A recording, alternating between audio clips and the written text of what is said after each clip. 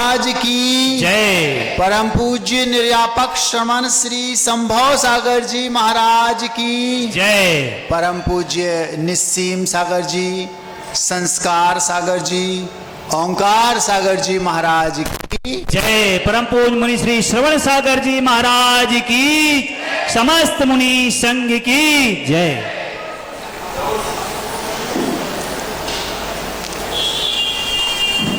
मुझे आपके मूल नायक में कुंडलपुर के बड़े बाबा नजर आते हैं। महाराज, आपकी आंखों का नंबर बढ़ गया होगा। हमारे मूल नायक पारसनाथ, कुंडलपुर के बड़े बाबा आदिनाथ भगवान, कुंडलपुर के बड़े बाबा को 1500 वर्ष लगभग हो गए। हमारे मूल नायक को भी 15 वर्ष नहीं हुए। कुंडलपुर के बड़े बाबा का पाषाण का विशाल मंदिर, हमारे भगवान का मूल नायक का आरसीसी का छोटा सा मंदिर, कुंडलपुर के बड़े बाबा का रूप, रंग, डिजाइन, शेप एकदम अलग, हमारे भगवान का एकदम अलग। कुंडलपुर के बड़े बाबा के यहाँ देश विदेश से लाखों करोड़ों लोग आते हैं। हमारे यहाँ हमारे नगर के लोग आते हैं, फिर भी आपको कुंडलपुर के बड़े बाबा इन भगवान की चेहरे में नजर आते हैं। पक्का आपकी आंखों का नंबर बढ़ गया। हमारा महाराज पक्का है, आपकी आंखों का नंबर बढ़ गया है। आपको अपनी आंखें किसी अच्छे आई स्पेशलिस्ट को दिखानी चाहिए। चाहें तो महाराज जी आप गिर गाय का घी भी एक एक बूंद सुबह शाम आंखों में डाल सकते हैं। आप महाराज चाहें, गिर गाय का घी जो होता है आंखों के लिए बहुत अच्छा माना जाता है। बीनावाड़ा में शांति धारा आचार्य श्री के आशीर्वाद से चल रही है, तो महाराज जी आप चाहें तो वहां से एक सीसी मंगवा लें, उसमें ड्रॉपर भी रहता है, सुबह शाम एक एक बूंद डालें तो फिर आपको भगवान कुंडलपुर की इन मूर्ति में नहीं दिखेंगे, क्योंकि आंखें ठीक हो जाएंगी। अथवा आप चाहें तो त्रिफला से आंखें धो सकते हैं। महाराज जी अगर आप चाहें तो गाजर खाने से भी सुना है आंखों की रोशनी बढ़ती है। अगर आप गाजर खाते हो तो, गाजर तो खाते नहीं भैया। महाराज जी अगर आप चाहें तो त्राटक भी कर सकते हैं। त्राटक करने से, त्राटक समझते हो? नाटक नहीं, त्राटक। त्राटक कहलाता है सूर्य जब बाल भानु होता है, उगता है, उस समय उसको एकटक देखना जब तक आंखों में से आंसू ना आ जाएं, इसको त्राटक बोलते हैं। अथवा दीपक की लौ को लगातार देखते रहना, इनसे भी आंखों में रोशनी बढ़ती है। अथवा महाराज जी हमारे पूज्य ओंकार सागर जी कह रहे हैं घी बूरा खाओ, उससे भी आंखों की रोशनी बढ़ती है, काली मिर्च मिला के। अथवा महाराज जी घी का सेवन भी अधिक मात्रा में करने से आंखों की रोशनी बढ़ती है। अथवा इसके अलावा आंखों को क्लॉकवाइज अथवा एंटी क्लॉकवाइज उल्टा और सीधा घुमाने से, एक्सरसाइज करने से भी रोशनी बढ़ती है। इसके अलावा बहुत उपाय हैं। महाराज आपको पार्श्वनाथ में आदिनाथ दिख रहे हैं, पक्का आंखों में गड़बड़ी है, दिखा लो कि नहीं महाराज, किसी अच्छे आई स्पेशलिस्ट को दिखा लो। एक और उपाय है, आंखों में नींबू भी डाला जा सकता है। महाराज जी क्या बोल रहे हैं? हम हकीकत बता रहे हैं। आज से लगभग 30 बरस पहले इस सदी के महानतम दिगंबर आचार्य गुरुदेव भगवान विद्यासागर जी महाराज के पास एक आई स्पेशलिस्ट पहुंचे, उनकी आंखों का चेकअप करने के लिए। देखा तो उन्होंने कहा गुरुजी आपकी आंखों में इमीडिएट चश्मा लगेगा, अभी इसी वक्त। अगर नहीं लगाया तो बहुत परेशानी होगी। आपकी जो दूर की नज़र है वो कमज़ोर हो गई, बहुत नंबर बहुत बढ़ चुका है। अगर आपने चश्मा नहीं लगाया तो आपको बहुत दिक्कत होगी। आज ही लगवाना पड़ेगा। हम अभी बना के ले आएंगे, अभी हम नंबर ले जा रहे हैं। आचार्य श्री बोले ना अभी और ना कभी। एक बार, दो बार, तीन बार, चार बार, 10 बार उसने बोला गुरुजी चश्मा तो आपको लगाना ही पड़ेगा। आचार्य श्री तो धुन के पक्के हैं, हम ना अभी लगाएंगे ना कभी। आचार्य श्री ने त्राटक भी किया, आंखों में गिर गाय का घी भी डाला। हमने अपनी आंखों से डाला, सुबह शाम अपने हाथों से सुबह शाम डालते थे एक एक बूंद। आचार्य श्री ने आंखों की एक्सरसाइज भी की, गाजर भर नहीं खाई क्योंकि उनका हरि का त्याग था, और इसके अलावा घी की मात्रा भी उन्होंने बढ़ाई। सारे विकल्प जितने हमने अभी आपके सामने रखे वो सब किए, और आखिर उन्होंने 30 साल बाद तक भी चश्मा नहीं लगाया। लास्ट के जो 2-4 साल थे उस समय तक, अंतिम समय तक भी आचार्य श्री अपनी आंखों से बिना चश्मा के सामने किताब रख के छोटे से छोटा अक्षर भी पढ़ लेते थे, लेकिन उन्होंने कभी चश्मा नहीं लगाया। क्यों? फिर क्या हुआ? आचार्य श्री आंखों में जब घी डालते थे तो अलग बात, जब उनसे कहा गया किसी वैद्य ने कि आप नींबू का प्रयोग कीजिए, तो आचार्य श्री आंखों में एक एक बूंद नींबू डालते थे। हमने अपने हाथों से नींबू डाला महीनों बरसों। बस इतना याद रखना कि जिस समय घी डालते हैं फिर उस समय नींबू नहीं डालें, और जिस समय नींबू डालते हैं उस समय घी न डालें। एक और उसमें ध्यान रखना, उस नींबू को कट लकड़ी से लगाना, चाकू से नहीं। लोहा उसमें टच नहीं होना चाहिए, नहीं तो वो उसमें रासायनिक प्रक्रिया हो जाती, फिर वो कारगर नहीं होता।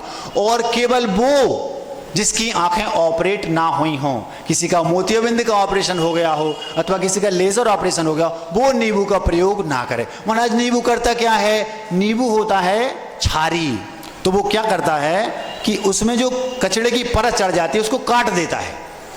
आयुर्वेद में ऐसा लिखा है। तो आचार्य श्री का ऑपरेशन तो कभी हुआ नहीं था, उन्होंने प्रतिदिन सुबह शाम एक एक बूंद, ये टूथपिक होती ना लकड़ी की, उससे हम लोग उस नींबू में छेद करते थे और सीधा नींबू से आंख में टपकाते थे। हमने बरसों टपकाया, घी भी डाला और नींबू भी डाला। आज आचार्य श्री ने जीवन हो गया उनका, चश्मे की जरूरत नहीं हुई, डॉक्टर वो फेल हो गया।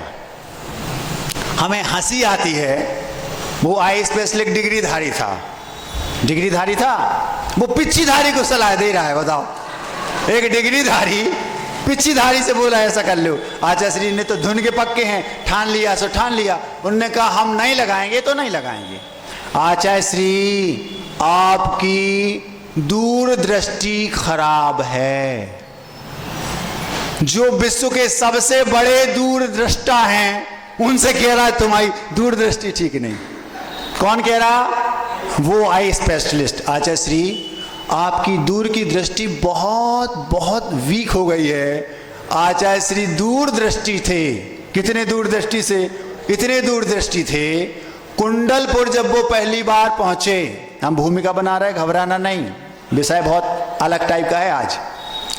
कुंडलपुर जब गुरुदेव पहली बार पहुंचे और उन्होंने कुंडलपुर के बड़े बाबा के दर्शन किए, आज जो मंदिर आपको दिखाई दे रहा है वो उनकी दूरदृष्टि में 30 साल 40 साल पहले दिख गया था। इतने दूरदृष्टा से कह रहा है आपकी दूरदृष्टि खराब है। सोचो तो। हमने सोचा भैया डिग्रीधारी है, पिच्छीधारी से इसकी तुलना क्या करें। आखिर जो मंदिर आज गुरुदेव ने आपकी नजरों के सामने दिख रहा है, 30-40 साल पहले उनकी दृष्टि में वो बन चुका था। जैसे कुम्हार एक घड़ा बनाता है, घड़ा बहुत बाद में बनता है, उसके दिमाग में घड़ा पहले बन जाता है, नहीं तो वो आकार कैसे देगा। तो जो आज मॉडल उस समय दिमाग में था वो मॉडल बनाया उन लोगों ने। अभी भी जो 2-5 साल बाद और वहाँ जो डेवलपमेंट होना है, सिंह द्वार बनना है और आगे जो बाबिकाएं आदि बनना है, वो सब आचार्य श्री के दिमाग में आज से 30-40 साल पहले बन चुका था। इतने दूर दृष्टि थे। उन दूर दृष्टि से कह रहा है आपकी दूर की दृष्टि खराब है। बताओ, चश्मे की जरूरत है। सोचो तो।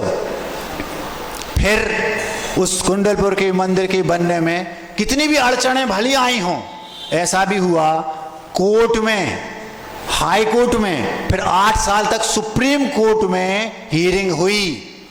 और लेकिन आज ऐसी तो धुन के पक्के हैं, ठान लिया सो ठान लिया, चश्मा नहीं लगाएंगे तो नहीं लगाएंगे। कुंडलपुर का मंदिर बड़े बाबा का बनेगा तो बनेगा, वहीं बनेगा, और जैसा सोचा था बिल्कुल वैसा बनेगा। कोई फेर बदल हम नहीं करेंगे। हियरिंग चाहे तुम सिविल कोर्ट में कर लो, चाहे हाई कोर्ट में कर लो, और चाहे सुप्रीम कोर्ट में कर लो, हियरिंग कहीं भी हो, फैसला तो गुरुदेव करेंगे।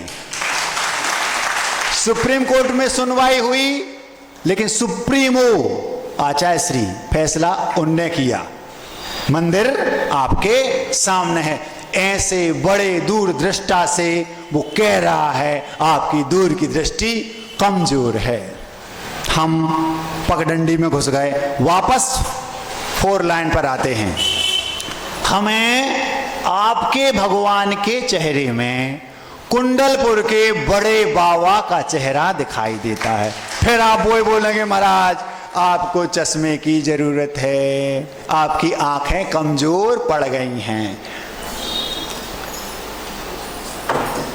सोमवार को चंद प्रभु, मंगलवार को वास्तुपूज। हम ये सिद्ध कर रहे हैं कि हमारी दृष्टि गड़बड़ है कि आपकी। बाहर की दृष्टि खराब होती है तो चश्मा लगता है, कौन लगवाता है? डिग्रीधारी। और अंदर की दृष्टि खराब हो तो चश्मा लगता है, कौन लगवाता है? पिच्छीधारी। समझ में आ रहा? सोमवार को चंद प्रभु पेटेंट, मंगलवार को वास्तुपूज, बुधवार को मल्लीनाथ स्वामी, मल्लीनाथ शांतिनाथ अपनी अपनी वो है, क्या बोलते वो ग्रह नक्षत्र। गुरुवार को महावीर, बुधवार शुक्रवार को पुष्पदंत, शनिवार को तो पक्का ही पता है सबको मुनीश्वर व्रत, और रविवार को सुख संपत्ति बहु होए तो रति आनंद मंगल गाई। हमें इतनी हंसी आती है, तीर्थंकर कितने? 7 पूजा वाले, आपकी भाषा बोल देते हैं। तीर्थंकर कितने? 24। दिन कितने? 7। 7 दिन में आप 7 भगवानों को पूजन करेंगे, अभिषेक करेंगे, शांति धारा करेंगे, XYZ सब करेंगे, भक्ति करेंगे। और फिर से 8वें दिन कौन सा? सोमवार चंद प्रभु। 17 भगवान का क्या होगा? या तो तीर्थंकर 7 होने चाहिए थे तो कोई दिक्कत नहीं, जिसने ये सेट किया है, जिस दिमाग जिसकी दूरदृष्टि और भीतर बाहर दोनों की खराब थी, उसने ये सेट किया होगा। अब अगर दिन, या तो दिन 7 कर लो, 7 दिन है महाराज, तो तीर्थंकर 7 कर लो, या फिर दिन 24 कर लो, तो ठीक एक एक बैठ जाए, तो भी कुछ हद तक ठीक था। ऐसे में क्या होगा? 24 तीर्थंकरों में से किसी भी तीर्थंकर के गुणों में, सुख में, वैभव में, अतिशय में, जो कुछ भी उनका वैभव, ज्ञान में सुई की नोक बराबर भी अंतर नहीं है। सब कहां है? सिद्धालय में। एक माही अनेक राज्य जहां की व्यवस्था है, जितने आ जाओ, पता चला एक ही में सब समाहित हो, वहां भी यही व्यवस्था हो, क्या पता? पता तो है नहीं, जो जहां से गया वहां सिद्ध हो गया, वहीं जाके ऊपर। अब आप कल्पना करो कितनी बड़ी हमारे दिमाग में फितूरी भरी है कि सोमवार को चंद प्रभु भगवान की करेंगे तो ज्यादा पुण्य संचय होगा, शनिवार को मुनीश्वरनाथ भगवान की करेंगे तो शनि ग्रह नष्ट हो जाएंगे, बुध शुक्रवार को करोगे तो नहीं होंगे, अथवा चंदा प्रभु की पूजन करोगे तो नहीं होंगे, अथवा शनि ग्रह ये वस्तु 20-25 साल पहले थी ही नहीं कि शनि लग गए, ग्रह लग गए। सबसे बड़ा ग्रह है परिग्रह। ग्रह का नाम है, ग्रह माने पाप। ये कम दिमाग के लोगों के दिमाग की उपज है। अपने दिमाग में यदि आपके ये आता है कि सोमवार को ये और शनिवार को ये, समझ लो अभी आपको पिच्छीधारियों वाले चश्मे की जरूरत है, डिग्री वाली धारियों की बात नहीं कर रहे। समझ में आ रहा? हम कुछ ऊपर एक्स्ट्रा बोल रहे हैं, और बोल भी रहे होंगे तो हमारे क्या कर लोगे? जो व्यक्ति शनिवार को केवल मुनि सुरभितनाथ की पूजन करता है, इस अपेक्षा से कि हमारे ग्रह नष्ट हो जाएंगे, उसमें और उसमें कोई अंतर नहीं है। किसमें? जो भगवान के सामने भगवान की पूजा कर रहा है लेकिन भगवान के स्वरूप से अनविज्ञ है। ये मत समझना कि दूसरे जगह पूजन करने में, मतलब जो वीतरागता से युक्त नहीं है, वीतरागी जो नहीं है, वहां जो पूजन कर रहा है और उसमें और इसमें महाराज जी हम कहीं और तो जा नहीं रहे, यहीं कर रहे, वो तो मिथ्यात्व के अंतर्गत आएगा ही। कौन? जो वीतरागता से रहित है। लेकिन जो वीतरागी की पूजा कर रहा है लेकिन धारणा उसकी विपरीत है, वो भी उसी के अंतर्गत आएगा। कैसे? जैसे उदाहरण दे रहा हूं क्योंकि हमें मालूम, बिना लॉजिक के आप मानते नहीं। आज वर्तमान में हुंडा अवसरणी काल के दोष के कारण पंचम काल में द्रव्य मिथ्यात्व है। द्रव्य मिथ्या समझते हो? आपका मंदिर अलग और दूसरे अलग, लेकिन दूसरे जो पंचम काल होते हैं सामान्य, जो हुंडा और शरणी विशेषण से रहित होते हैं, उनमें केवल मात्र जिनालय होते हैं तो वीतरागी देवों के। वीतरागी समझ गए? तीर्थंकर। इसके अलावा कोई और जिनालय नहीं होते। तो क्या उस समय सारे के सारे सम्यक दृष्टि होते हैं? नहीं। फिर क्या होता महाराज जी? जो सम्यक दृष्टि होता है वो इन्हीं भगवान को उनका जो वास्तविक स्वरूप है वैसा मान करके पूजन करता है, और जो इन्हीं भगवान को इनके वास्तविक स्वरूप से विपरीत मान के पूजन करता। क्या मानता महाराज जी? वो धोती वही, ड्रेस वही, द्रव्य वही, हाथ चांदी की थाली, सोने की कलसी और एकदम हाई लेवल की महंगी उच्च स्तर की द्रव्य है, सुगंधित, दोनों की एक की दृष्टि में भगवान वीतरागी हैं, उस अपेक्षा से पूजन कर रहा है। और दूसरा, ये हमारे कुल देवता हैं, अगर हम इनकी पूजा नहीं करेंगे तो अनिष्ट हो जाएगा, अथवा इनकी पूजन करेंगे तो इनकी पूजन से ये हमारे शनि ग्रह और शुक्र ग्रह दुनिया भर के नष्ट हो जाएंगे। समझ लो, उसमें जो कुल देवता मान के पूजन कर रहा है और आप में कोई अंतर नहीं। समझ में आ रहा?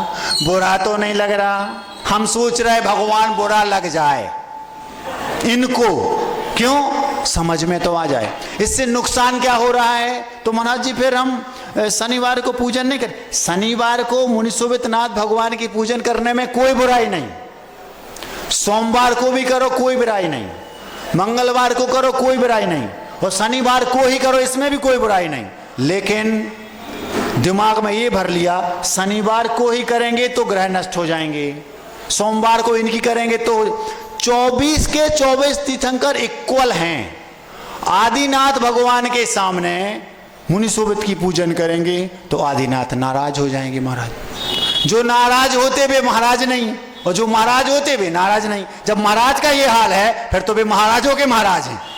अगर वे नाराज हो गए, न पूजयार्थस्त्वयि रागे न निंदया नाथ विवांत वैरे, पूजा करने से आप चूंकि वीतरागी हैं इसलिए प्रसन्न नहीं होते, और निंदा करने से आप नाराज नहीं होते क्योंकि आप विवांत वैरे, वैर से रहित हैं।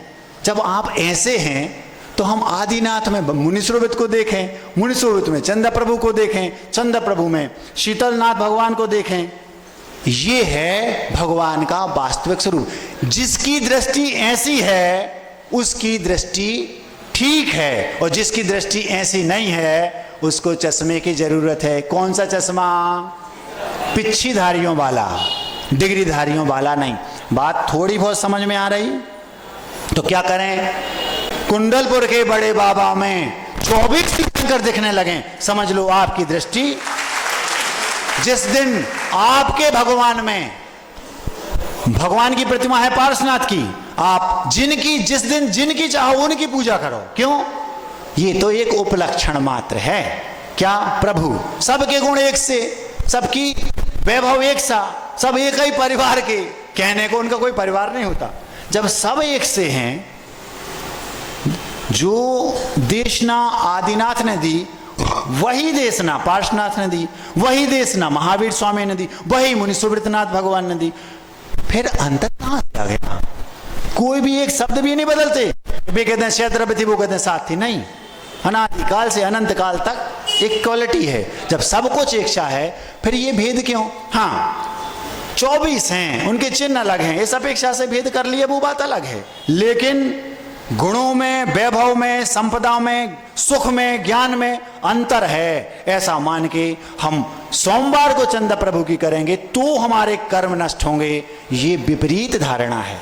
किन्हीं भी भगवान की कभी भी, किन्हीं के भी सामने कितनी भी बार कोई फर्क नहीं पड़ता, बस भाव होना चाहिए, हमें आपके गुणों का गान करना है बस। थोड़े से हम पगडंडी में घुस गए थे, वापस 4 लाइन पर आते हैं। कहा? मुझे आपके पार्श्वनाथ में कुंडलपुर के बड़े बाबा दिखाई देते हैं। फिर महाराज एक बात और समझ में नहीं आ रही, वे 1500 वर्ष प्राचीन हैं और ये अभी अभी के हैं।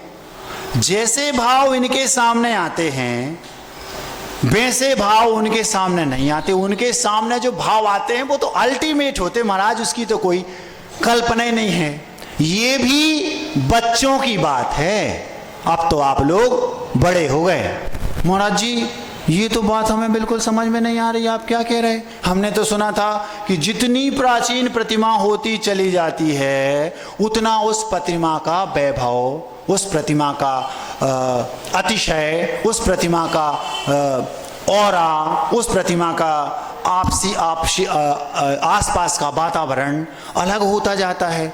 बिल्कुल सही बात, व्यवहार की दृष्टि से ऐसा कहते। महाराज जी नहीं, हमने पढ़ा है यदि किसी क्षेत्र में कोई प्रतिमा आकर रख दी जाए और इत्तेफाक से वहां के ट्रस्टी उसका पंचकल्याणक ना करा पाए और ऐसा करते करते वर्षों बीत गए और जो बाहर के लोग आए उन्हें लगा प्रतिमा है रखिए एक साइड, वो पूजन कर रहे हैं, ऐसा करते करते अगर 100 बरस हो जाएं तो फिर उस प्रतिमा की प्रतिष्ठा कराने की आवश्यकता नहीं है, ऐसा ग्रंथों में लिखा है। क्या लिखा? 100 वर्ष तक कोई अप्रतिष्ठित प्रतिमा पूजित होती रहे, पूजती रहे, तो फिर उसको फिर से प्रतिष्ठा कराने की जरूरत, फिर से नहीं किए ही नहीं, अभी सीधी जयपुर से लाए रख दी, 100 वर्ष तक पूजा, अब उसकी प्रतिष्ठा की जरूरत, क्योंकि वो सर्वमान्य हो गई, सबकी दृष्टि में वो प्रतिमा प्रतिष्ठित हो गई। अब ना पंचकल्याणक की, ना सौदरविंद्र की, ना माता पिता की, ना बोलियों की, ना पंचकल्याण के गजरत फेरी की और ना सूर्य मंत्र की, कोई जरूरत नहीं, सीधा आप उसको प्रतिष्ठित मान लें, ऐसा हमने पढ़ा है महाराज। और आप कह रहे हो कि 1500 वर्ष से प्रतिमा पूज रही, उसके सामने उसका वैभव नहीं बढ़ा, हम ऐसा नहीं मानते महाराज। गड़बड़ है कहीं ना कहीं, आपकी सोच में कहीं ना कहीं अभी गड़बड़ी है। हम आपको तर्क से और लॉजिक से सिद्ध करते। कैसे? सुनो, माना कि हम और हमारे पूज्य गुरुदेव जंगल गए, जंगल नहीं लग गई, जंगल गए, जंगल गए समझते हो, सुबह सुबह जाते ना, हम और हमारे गुरुदेव जंगल गए। वहां जंगल में आचार्य महाराज थोड़े से आगे चले गए, बहुत अच्छा स्थान था, बिल्कुल प्रासोक स्थान था, बहुत मनोरम वहां का वातावरण था, दृश्य था, मन भावन लुभावना। हम वहां से थोड़ा सा 2 मिनट पहले, गुरुदेव से 5 मिनट पहले अपनी दैनिक क्रियाओं को संपन्न करके और आ गए। और वहीं जंगल में थोड़े से 10 कदम आगे आके एक बहुत बड़ी शिला पड़ी थी, हम बैठ गए और गुरुदेव का इंतजार करने लगे। क्यों? 5 मिनट बाद आचार्य श्री आने वाले हैं। ऐसा 20 50 सैकड़ों बार हुआ है, तो वही एक दृष्टांत आपके सामने हुआ। मतलब हम लोग गए वहाँ जंगल, कई बगे ऐसे वो केवल हम और गुरुदेव दोनों गए, महीनों गए, ऐसा भी हुआ। खजुराहो में हम आचार्य के साथ कई बार गए, आप लोगों ने अगर उसके कभी वो देखे हों तो हो सकता है ऐसा। तो जब हम वहाँ पर गए और वहाँ उस शिला पर गुरुदेव का इंतजार करने लगे, अच्छा लग रहा था, बहुत अच्छा वातावरण था। हमने सोचा 5 मिनट के लिए यहाँ पर शांति से बैठ जाओ, ध्यान लगा के बैठ गए। पीछे से एक ग्वाला आया। ग्वाला कौन सा कहलाता है? गाय वाला मतलब ग्वाला, गांव वाला अथवा गाय वाला, उसको ग्वाला बोलते हैं।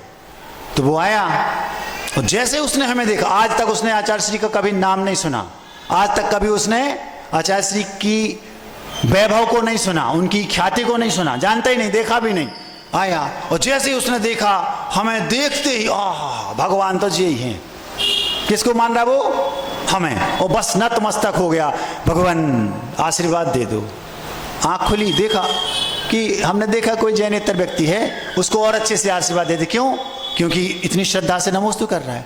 2 मिनट भी नहीं हुए, पीछे से गुरुजी आ गए। और गुरुजी आए और उसको पता ही नहीं कौन है ये, उसको पता नहीं है। अब वो देख के गुरुजी से हमसे ही बोलता है, भगवान जी इनके आपके साथी होंगे। हमने कहा हाँ। कौन होंगे?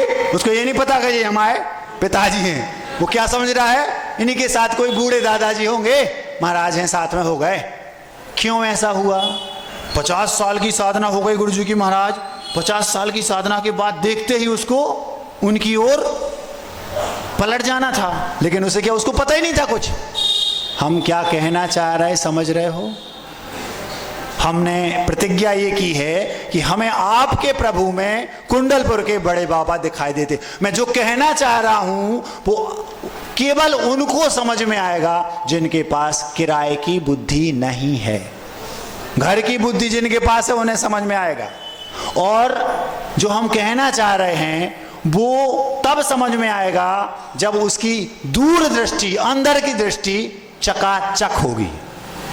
और अगर नहीं आया समझ में तो जो हम कह रहे हैं उसको पूरा सुन लो तो समझ में आ जाएगा। समझ लो आपकी अंदर की दृष्टि ठीक हो गई। अगर समझ में आ गया तो कोई बात नहीं। गुरुजी उसके पास आए, उसने सोचा ये तो सामान्य बाबा जी हैं, बूढ़े हैं, वृद्ध हैं, इन्हीं महाराज के यही महान हैं। हमें समझ रहा है महान और उनको क्या समझ रहा है, सामान्य। और दूर से नमोस्तु कर लिया सामान्य से। जैसे कैसे नमोस्तु कर लिया? जैसे मोदी जी आए थे 16 में भोपाल में, तो आचार्य श्री के पास गए, आचार्य श्री के तो पैर धुलाए, आरती की और ऐसे दबा के पैर छुए, सब किया। और बाजू में हम लोग खड़े थे तो हम लोगों को ऐसे दूर से हाथ जोड़ लिए, क्यों ये तो ऐसा ही है, ऐसा हुआ तो ऐसे वहां हुआ। फिर हम और आचार्य श्री जैसे गुरुदेव, तो मैंने उनको नमोस्तु किया। तो उसने सोचा होगा भैया आपस में इन लोगों का होता होगा ऐसा, कोई इसने ध्यान नहीं दिया, चला गया। जब बाहर निकल के मेन रोड पे आए तो हजारों की भीड़। क्यों? क्योंकि आचार्य श्री साथ में गए थे, वहां छोड़ दिया। उसके बाद आप नहीं जा सकते अंदर, हम दोनों गए। जैसे ही उसने देखा भैया जिनको हम बाबा जी मान रहे थे मुख्य, वे तो छर्रा है, छर्रा समझते हो? सर्किट समझते हो? मुन्ना भाई MBBS देखी थी हमने, उसमें था वो सर्किट। बॉस कौन है वो? अब हम पूछना चाहते हैं, जैसे उस भीड़ ने वो पीछे पड़ गई आचार्य श्री की और हमें कोई पूछ नहीं रहा, तब उसको समझ में आया भैया बॉस तो जी हैं, ये तो सर्किट है। समझ में आ रहा? अब हम पूछना चाहते हैं, वहां जो वो मंदिर में मिला था, वहां जंगल में मिले थे गुरुजी, 50 साल की साधना के बाद भी वे गुरुजी उसका गुरुजी के प्रति वो व्यवहार क्यों नहीं था? उसको कुछ पता नहीं था। इससे क्या सिद्ध होता है? घबराओ नहीं, जल्दी ना करियो, अभी अपने पास टाइम है। दूसरी बात, जैसे ही बाहर आए और बाहर उसने हुजूम देखा, पूजा देखी, उनका वैभव देखा, एकदम से उसका धारणा बदल गई। अब वो क्या कह रहा, जे बॉस हैं और जे सर्किट हैं। पहले उल्टा हो रहा था उसकी नजर में, हो रहा था कि नहीं? जबकि हकीकत क्या थी? हकीकत कुछ और थी। अभी हमने केवल एक उदाहरण रखा, आपके चेहरे बदलते नजर आ रहे हैं, मतलब पुड़िया काम। हम चाहते हैं प्रवचन के अंत तक आपके पारसनाथ में जैसे मुझे कुंडलपुर के बड़े बाबा दिखते हैं वैसे सबको दिखने लगे, मजा आ जाएगा।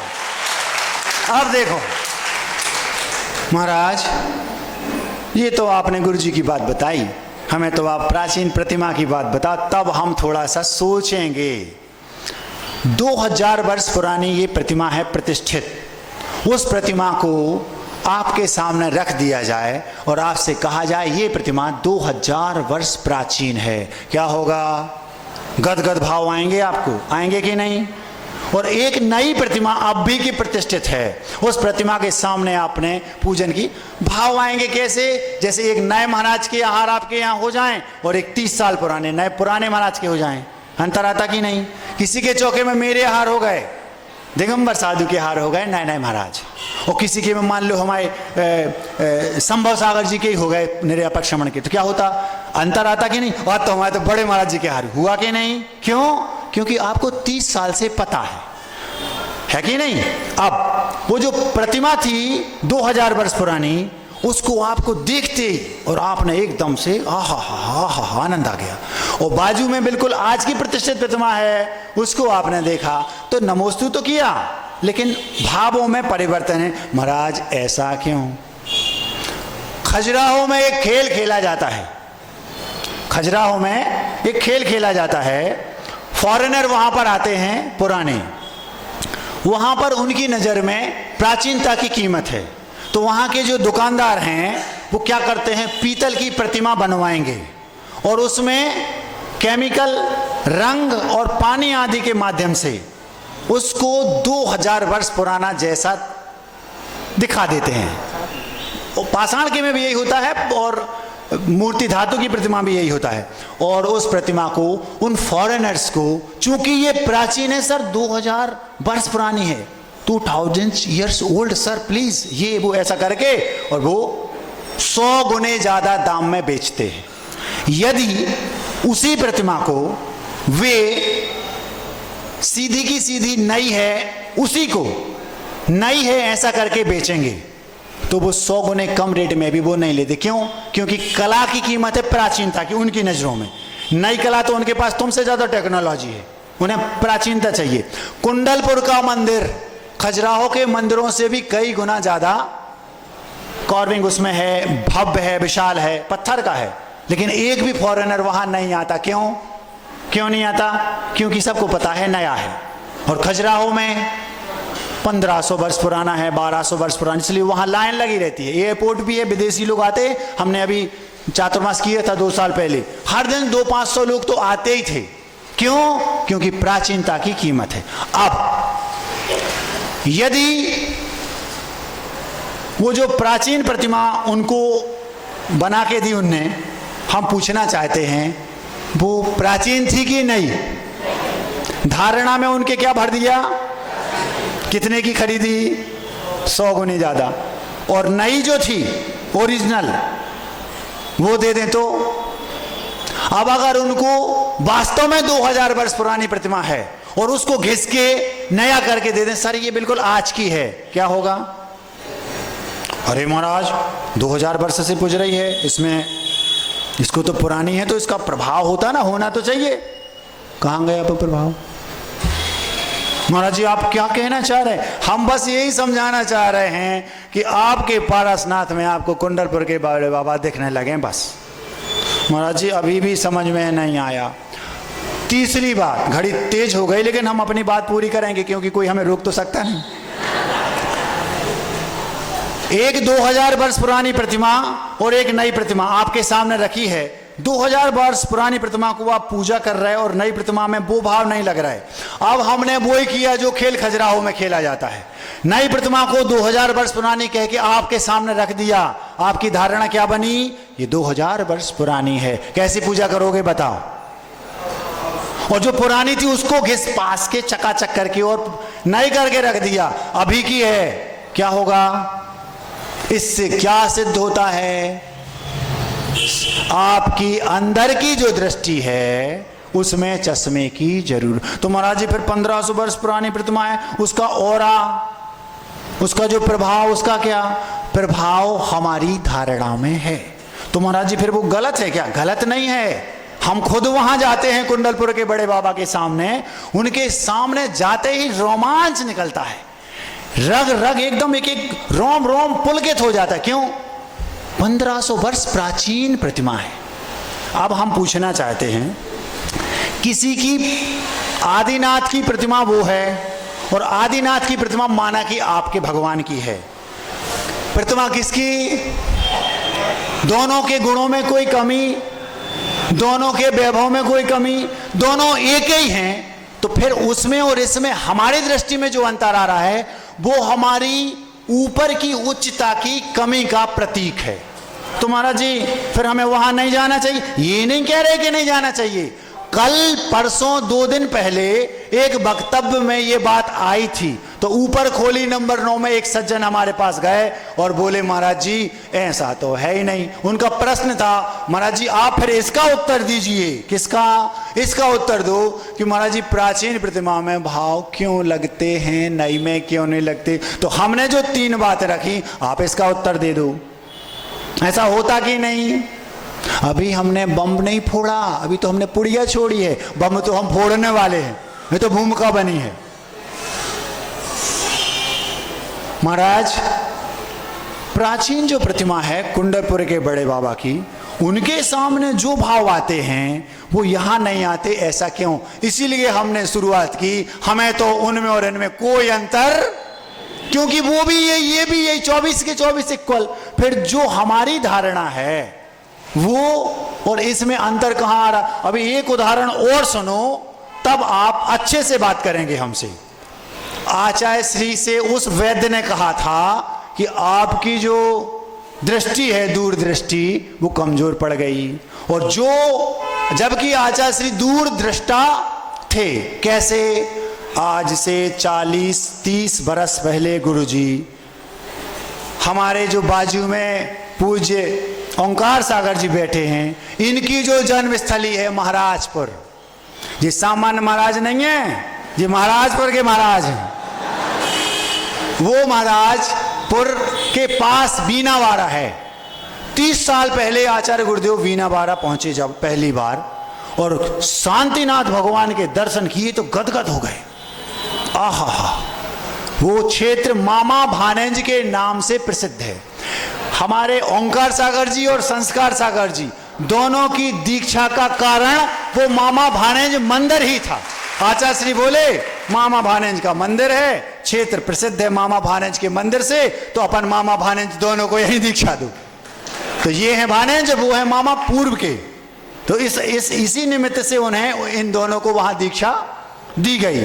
अब हिल जाओगे सुन के हम जो बोलने वाले हैं, ध्यान से सुनियो, आजू बाजू वाले को पकड़ लो। आचार्य श्री जब 30 साल पहले वहां पहुंचे और उन्होंने मंदिर देखा और भगवान के दर्शन किए तो गदगद हो गए। लेकिन उनकी दृष्टि कैसी थी? जो हमने अभी हमें इनमें कुंडलपुर के बड़े बाबा दिखते। ये बोला जब उन्होंने भगवान को देखा गदगद हो गए। प्राचीन क्षेत्र है, लोगों का जुड़ाव है, बहुत सारे लोग वहां पर दर्शनार्थी आते हैं। लेकिन जब प्रतिमाओं को गौर से देखा तो पता चला कि ये प्रतिमाएं तो मिट्टी के लेप से निर्मित हैं। पत्थर की भी हैं तो वो पत्थर बहुत भूसा है और कई जगह से वो खंडित जैसी हो चुकी हैं। आचार्य श्री ने उसी समय उनकी दूरदृष्टि में जो आज 30 साल बाद जो हुआ वो 30 साल पहले उनकी दृष्टि में आ गया। इस बार कुंडलपुर जैसा नहीं आया, इस बार कुछ और है। आज तक ये बात आपको पता नहीं होगी। जब काम सब हो गया तब गुरुजी ने वो अंदर रूम में वो बात बताई, वो हम आपके सामने रख रहे हैं, क्योंकि अब गुरुदेव तो है नहीं। इसलिए आचार्य श्री बोलते हैं 30 साल पहले जब मैंने पहली बार उन प्रतिमाओं को देखा तब ही लगा अरे ये क्षेत्र बहुत विकसित है, बहुत श्रद्धा लोगों की जुड़ी है, कुछ ना कुछ यहाँ करना पड़ेगा, विकास करना है। आचार्य श्री बोले उसी समय मैंने सोच लिया था इन प्रतिमाओं को बदलना है। लेकिन बोले यदि मैं उस समय बदल देता तो क्या होता? प्रतिमाएं नहीं हैं और मंदिर तो था नहीं, तो क्या होता? नया क्षेत्र है। जबकि लोग क्यों जाते थे पुराना क्षेत्र, अब वो बात ही नहीं बची, बात खत्म हो जाती कि नहीं। लेकिन उन्होंने ऐसा नहीं किया, बुद्धि से काम लिया। जहां आपकी सोच खत्म होती है वहां से कई किलोमीटर आगे जाके उनकी सोच शुरू होती थी। ऐसे थे गुरुदेव। उन्होंने उसी समय दिमाग में रखा, कभी किसी को 30 साल में भनक भी नहीं होने दी। जब 30 साल बाद जब सब कुछ हो गया, उसके बाद गुरुदेव ने हम लोगों को बताया। हमने कहा धन्य प्रभु आपकी लीला। उन्होंने कहा मैंने उसी दिन सोचा यदि प्रतिमा अभी बदल दी तो गड़बड़ हो जाएगा, फिर मंदिर बनेगा कैसे, और बनेगा भी तो नया है, ऐसा भाव बन जाएंगे। उन्होंने क्या किया, पहले वहीं उसी कंडीशन में किसी से कुछ मत कहो, पहले मंदिर बनाओ। ताबड़तोड़ पत्थर का ऐतिहासिक मंदिर बनाया पूरा। जब पूरा मंदिर बन गया, उसके बीच में ट्रस्ट को भी अपने पक्ष में लेना है, तो उन्होंने 2-3-4 बार हर 2-3 साल बाद लेप करवाया। भैया इससे लेप करो, इससे लेप करो, ऐसा करो। जब उन्हें खुद लगने लगे कि महाराज वो संभव नहीं, हर बार 2-3-4 बार लेप करवाते थे, और हर बार लेप करवाने के बाद 6 महीने में बदल हुए और वो फूलने लगता था। मिट्टी थी, कुछ था ही नहीं, लेकिन श्रद्धा धारणा क्या बनी थी सबकी, तोड़ नहीं सकते। उन्होंने पूरा मंदिर जब बन गया, धीरे से खदान से 2 उसी साइज के, उसी शेप के, उसी रूप रंग डिजाइन के वैसे 2 पत्थर मंगवाए। उन पत्थरों की विधिवत जो ग्रंथ हैं, प्रतिष्ठा ग्रंथ, उनके अनुसार पूजन अभिष आदि होके, और विधिवत बिल्कुल उसी आकार की, उसी स्थान पर वैसे की वैसे 2 प्रतिमाएं रख दी। आज भी वो क्षेत्र कुंडलपुर के बड़े बाबा जैसा प्रसिद्ध हो गया। क्यों? ये सोचना। आपकी दृष्टि बच्चों की है, बच्चों को ये बड़े महाराज, ये छोटे महाराज, लेकिन एक बार की बात है, दिमाग खराब हो जाएगा आपका। खातेगांव में आचार्य श्री ने दीक्षा दी और सीधे खातेगांव गए। नेमावर में इन महाराजों की दीक्षा हुई, जिनका भी आपने पूज्य निस्सिम साहब जी को मनाया, और मुश्किल से 6 महीने बाद खातेगांव का पंचकर्णक था। आचार्य श्री बेदी से नीचे उतर रहे थे, इतने में 6 महीने पुराने अपने शिष्य को पैर लग गया, गुरुजी का जर्रा सा टच हो गया। तुरंत उन्होंने उनकी ओर, अरे हम लोग घबरा गए, क्षमा मांग गुरुजी क्या हो गया। गुरुजी बोलते हैं दुनिया की नजरों में बड़े छोटे हैं, हमसे पहले भगवान बन गया तो पूजा करनी पड़ेगी, नमोस्तु बोलना पड़ेगा।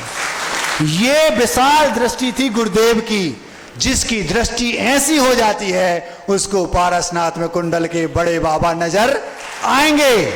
अब देखो कंडीशन क्या थी वो वाली। हाँ, परम पूज्य बड़े महाराज जी आ गए हैं। जब नया बन गया, उसके बाद धीरे से प्रतिमाओं को बदल दिया। अब हम आपसे पूछते हैं, वे प्रतिमाएं नई हैं कि पुरानी? नई है ना, बिल्कुल नई है पत्थर की, लेकिन फीलिंग कैसी आती है? क्यों आती है?